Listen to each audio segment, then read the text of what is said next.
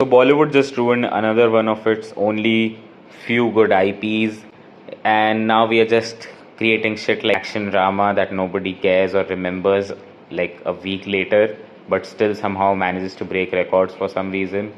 Anyways, Bhool Bhulaiya was such a classic, the original one, which was actually a rip-off of a rip-off of a rip-off, but still the Priyadarshan Akshay Kumar duo, that film was a classic, and I don't know why they fucking fucked it so bad. First of all, Bhool Bhulaiya 2 goes against all the things that Bhool Bhulaiya 1 was trying to say and just makes it a horror, supernatural horror comedy, which is just a shitty way to create that film or view that film. Bhool Bhulaiya 1 was not just a horror comedy, it was a proper horror film, like a thematic, very vibey, and it was atmospheric film which had comedic elements and comedic characters, but it was in all a very serious kind of film. The film did take itself very seriously. At no point was it like, oh, this is all bullshit. Like, there was some kind of fucking friendship between a guy who is a sexual assaulter, I forgot his name, and Akshay Kumar's character.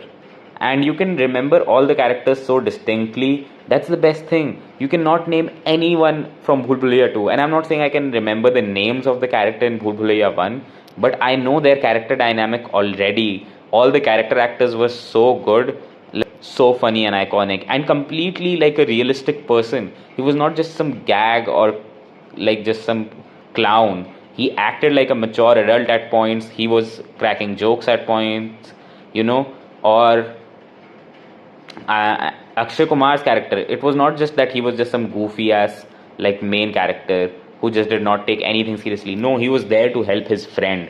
He acted in a very mature way when it needed for him to do that, and then he would like also fuck around and just have fun because he was just some a psychologist and some guy just visiting India and his home. Like that vibe is so. But Bhool Bhulaiya 2 completely ruined that vibe. It's like watching Kantara and just saying, oh, let's just make a ghost film now that's set in a village. Like, that is not the point.